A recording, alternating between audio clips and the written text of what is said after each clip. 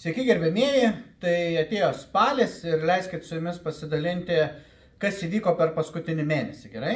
Tai kaip visada pradedam nuo banko maržos, taip? Jinai sėkmingai po truputį mažėja, bet matot, Euroliboras toliau kyla. Jeigu jisai taip kils ir, pavyzdžiui, jeigu praeitą mėnesį matot net nesiekė 4%, šiandien jau 6 mėnesių Euroliboras viršyje 4%.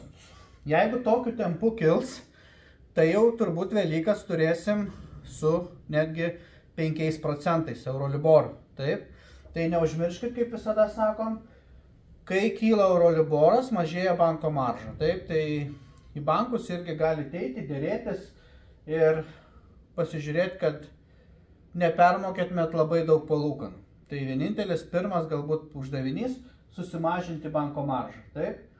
Tai viskas gerai, tik tai norėtumėm irgi galbūt tokią informaciją, jau nariai žino, bet čia matot irgi yra išskirti visi bankai. Tai rekomenduojam prisijungti prie savo banko klientų grupės. Taip ir pasivadinom. Jeigu jūs esat, pavyzdžiui, SEB banko klientas, tai taip ir įveskit, pavyzdžiui, Facebook'e FICVA SEB klientų grupė. Pavyzdžiui, FICVA Šiaulių bankas klientų grupė. FICVA Luminor banko kliento grupė. Kodėl tą reikėtų padaryti? Mes tiesiog, nes tai tikrai pasiteisina, nes jūs tada savo banko grupėje, ten yra irgi jau jūsų bendraminčių, kurie tame banke gavo kreditą, ir jūs ten galite bendrauti, galite klausti apie vadybininkus, gerus, blogus vadybininkus, galbūt gavot kažkokį raštą, kuris jūs sunervino labai, taip, galbūt netgi įvyko kažkokia, gal konfliktas su banku, taip, ir gal kažkokį bankas laišką atsiuntė ir pasirodo gali būti, kad ne jums vienam atsiuntė, o gal tikrai 100 žmonių ir daugiau, taip, ir kai jau matom, kad yra grupinė, sakykime, galbūt kažkokia problema, jau mes galim jums padėti. Tai yra asociacijos tikslas yra, kad be jokių advokatų, be jokių didelių išlaidų galima tiesiog tą problemą galima iškomunikuoti Lietuvos bankui. Ir jeigu matom, kad ir Lietuvos bankas, ir mes matom, kad tikrai galbūt bankas viršė savo kažkokius galbūt, kaip čia įvardinti, viršė savo ribas, taip, tai mes tada galim tiesiog kalbėtis ir su tuo pačiu banku, nes mes kas ketvirtį renkamės vartotojų asociacijos bankai ir Lietuvos bankas ir kalbam apie problemas. Tai va, šitose grupėse, jeigu jūs esat, sakykime, turit būsto kreditą, tikrai priklausot kažkuriam bankui ir tikrai galite prisijungti. Taip, nes nežinot, kada jums atsiųs kažkokį laišką ir jūs tiesiog galėsit jį pasidalinti ir mes tada visi galėsim priimti sprendimą kažkokį, ar tai gerai, ar tai normalu, ar nenormalu, ar tai atitinka kredito sutarties sąlygas ar ne. Taip, tai apie banko paskolas tiek.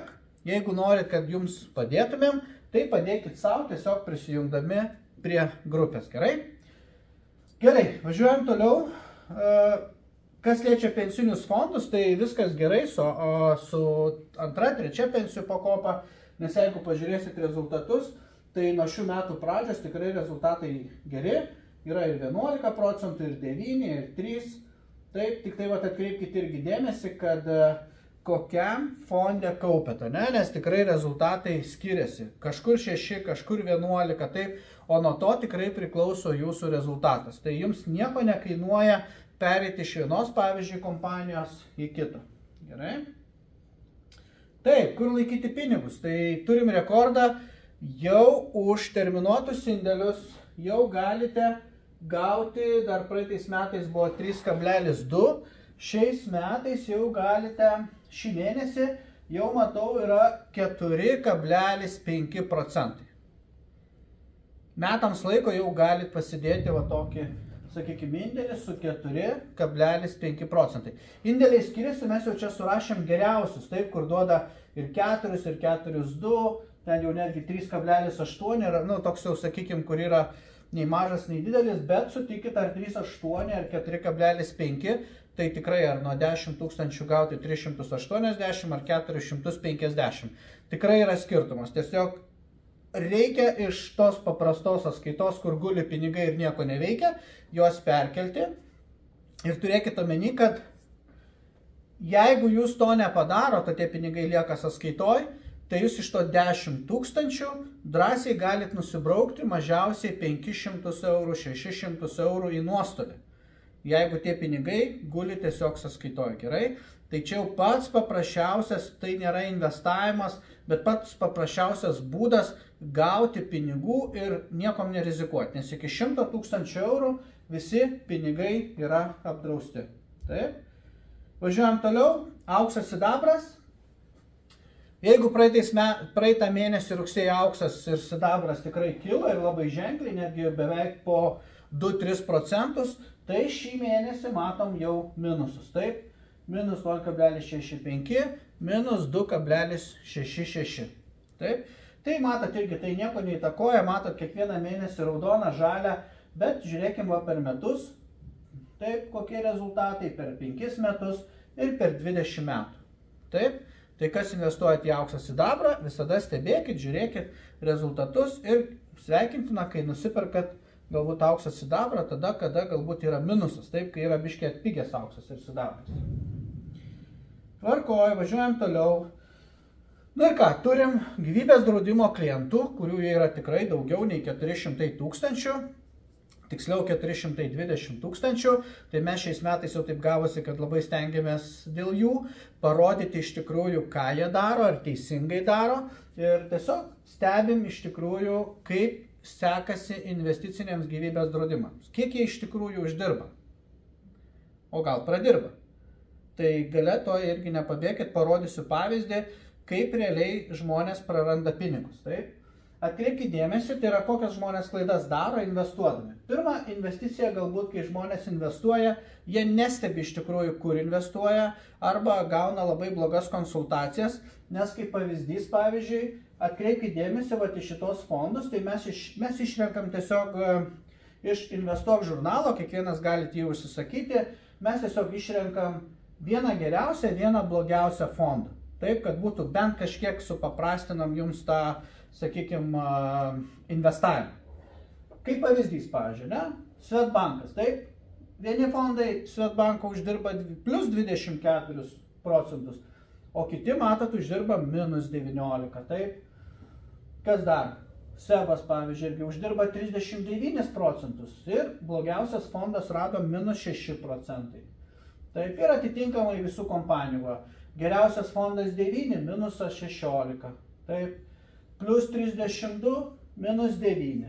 Tai va, jūsų investavimo iš tikrųjų sėkmė, taip, ir pelnas priklauso nuo to, o kurgi jūs tos pinigus investuojate. Taip, tai va, čia dar irgi ne viskas yra. Tai yra, kai mes rodom šituos pelnus, tai dar reikia žinoti ir mokesčius. Taip, tai irgi labai svarbus dalykas investavime, mokesčiai, infliacija, nes tai mažina jūsų pelną. Iš vienos pusės gali atrodyti gražu, kad ir, sakykime, 10 ar 30%, taip, bet kai nuskaičiuoja visus mokesčius, rezultatas kažkodėl atrodo netoks geras. Taip, dėl to noriu pasidalinti vienu pavyzdžiu.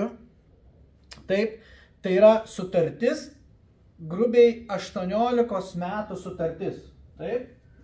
Ir čia tiesiog noriu tik tai vieną pavyzdį jums parodyti, ką žmonės irgi darė blogai, kodėl jų rezultatas, vat matot, per visą šitą periodą, jie sumokėjo 10 888, bet realiai šiandien išperkamoji suma yra 8200, tai vat nuo 4 iki 12 metų žmonės kaupia, bet yra, matot, pinigų mažiau.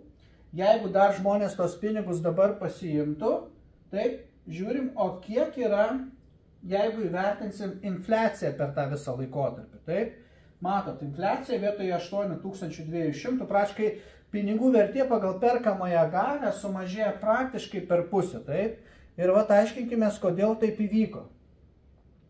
Va, paėmėm per visą laikotarpį, kiek žmogus kaupė gyvybės draudime, pasižiūrėjom infliaciją, taip, iš ko ir gavom va tokį nuostolį, taip. Bet pasižiūrėkim, kas vyko toliau. Toliau pradėjom analizuoti mokesčius, taip. Tai čia tiesiog pasiėmėm iš Lietuvos banko, taip, visi galite užeiti į Lietuvos banką arba tiesiog į Google įvesti gyvybės draudimo mokesčiai. Nu ir LB parašykit, Lietuvos bankas. Tikrai jums iš karto išmes va šitą lentelę ir jeigu, sakykime, jūsų kompanijos čia nėra, tai jūs tiesiog tikrai galėsit pasižiūrėti savo gyvybės draudimo kompanijos mokesčius. Tai va čia įsivaizduokit, va irgi mes tiesiog jums rodom, kiek yra mokesčių. Tai yra 4 metus, taip, 3 metus ima po 30% ir 4 metus jau po, sakykime, nuo 4 metų ima 5%. Po to yra 30% administravimo, paskui draudiko, trečiųjų šalių mokesčiai. Tai jūs pažiūrėkit mūsų video su Artūru Milevskiu. Mes irgi pasakojam, ar tikrai gyvybės draudimo mokesčiai yra tokie maži, ne? Tai mes palyginsim su kitom kompanijom. Taip? Tai va, visi mokesčiai, viską rasit Lietuvos banke.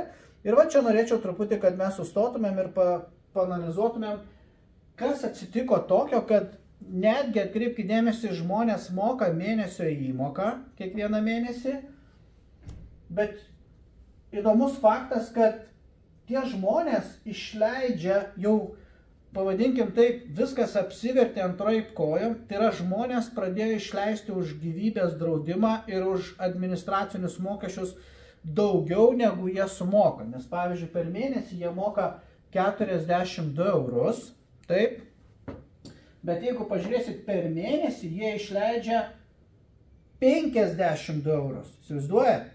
Reiškia, netgi tą pelną, kurį sukaupia kažkiek, taip nedidelį pelną, jau gyvybės draudimo kompanija ima iš to pelno, kad padengtų draudimo kaštus ir padengtų administracinius mokesčius.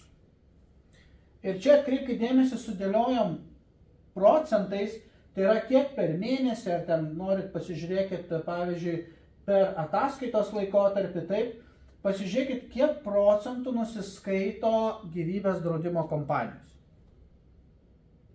Tai šiuo atveju, sakau, gavosi taip, kad net ne 100%, o 123 procentus. Tai yra žmonės per mėnesį sumokėjo mėnesio įmoką 42, tai yra per visus metus, tai čia kiek gausis mums beveik 500 eurų, o atskaitė praktiškai 633 eurus.